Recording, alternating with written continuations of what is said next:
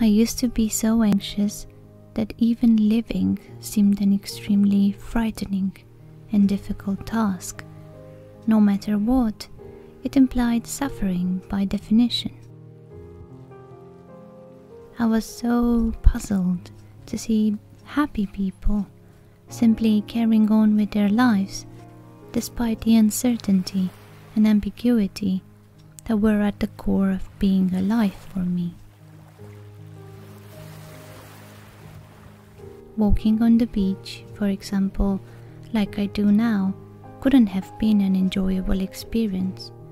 Thoughts would have assaulted me, dragging me down into chaos and into acutely painful bodily experiences that left me without breath and often with tears in my eyes. I thought that getting to know more about anxiety would help me, so I read many psychology books about it. Sadly, they didn't help me much. Neither did Freudian or Lacanian psychoanalysis, Western and Eastern philosophy, or spirituality like Christianity, Kabbalah, or Buddhism. Simply knowing that information and trying to apply it didn't work. The same anxious thoughts trying to predict and control life kept flooding my mind. That is because I wasn't in charge, my mind was, and I followed it blindly wherever it wanted. I was confused about who I am and took my mind to be myself. I was the voice in my head. Who else? That mistake almost costed me my life. I was able to go past anxiety when I faced it, when I saw it clearly in my experience, how it manifested in my raw, direct experience. What thoughts and feelings was I having, and where did they feel in the body? Everything. I sat with it, even if it was excruciating. So closely I looked at it, that it dissolved right in front of my eyes. I was free from it and realized I always was. First, I observed that anxiety was located in my chest. By taking my attention there, my mind stopped. That was such a huge relief. I couldn't have paid attention to both the sensations and the thoughts. Then I realized that my thoughts entertained the anxiety and fed it. All I was left with were some bodily sensations that were heavily pulsating. My mind tried to come again, saying how I should stop, that this feels even worse, but I was aware of it and chose not to believe it.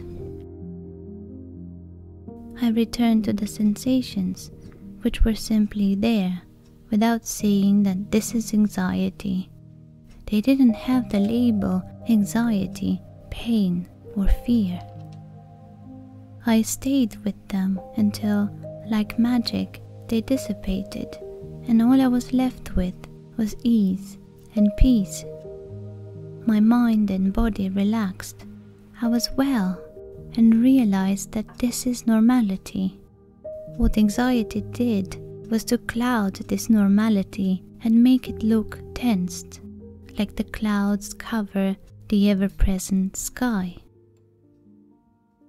It was so enjoyable to just be without the story, without the mind that fueled the bodily sensations it called anxiety. Reading about it, talking to other people, or even seeing a professional, in other words, relating to anxiety from the level of the mind, didn't heal it. The same patterns operating in me tried to integrate the new information, which, of course, was overwritten in time.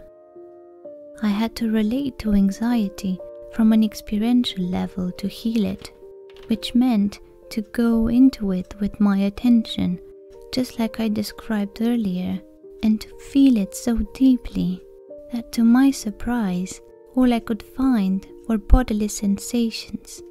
Anxiety wasn't there anymore.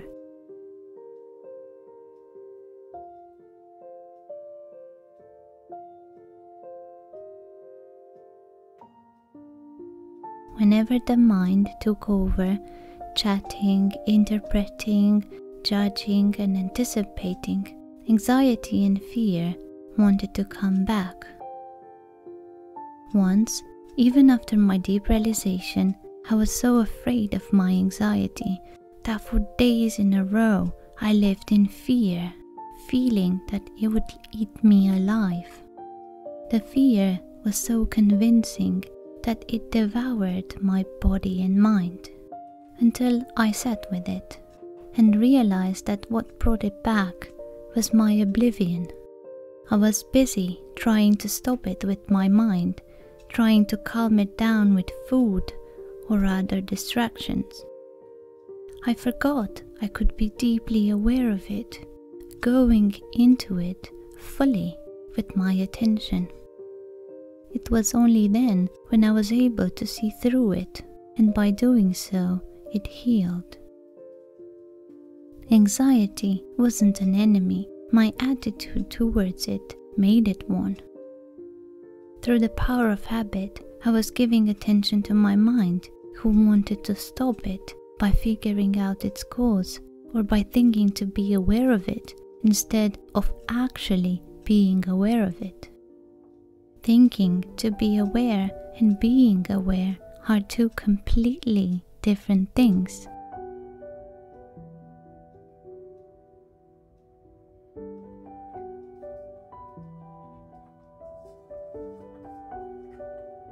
If my mind was still in charge, I would have never been able to paint in such a delicate way that requires constant attention and patience.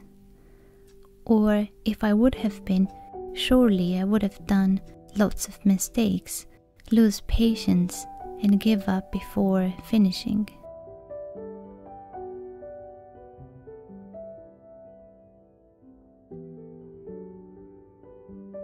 Now, I very seldom experience anxiety. Actually, I wouldn't even call it anxiety. It's more being concerned for my dear ones, but it's far from being unpleasant.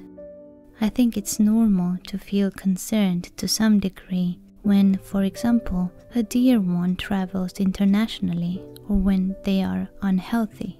I'm concerned about their safety and well-being.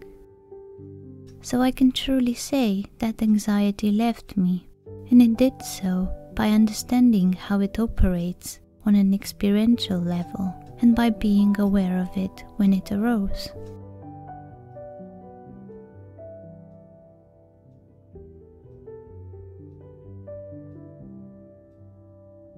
If you were to ask my advice about how to heal anxiety, I would say that first, know yourself prior to the mind. See that you're experiencing anxiety because you are trying to control something that can't be controlled. And that is because your mind took over. It clouds you and you don't see things clearly. Be aware of anxiety when it arises. Go into it. It's a bodily sensation. Once you see that you are safe all the time, that no anxiety, thought or feeling can harm you, then you are free. Just like the sky, which is always there without being touched by the weather. And if anxiety arises, then see it again and again. Remember that you are not your mind or your anxiety. You are the one aware of them. You are the sky.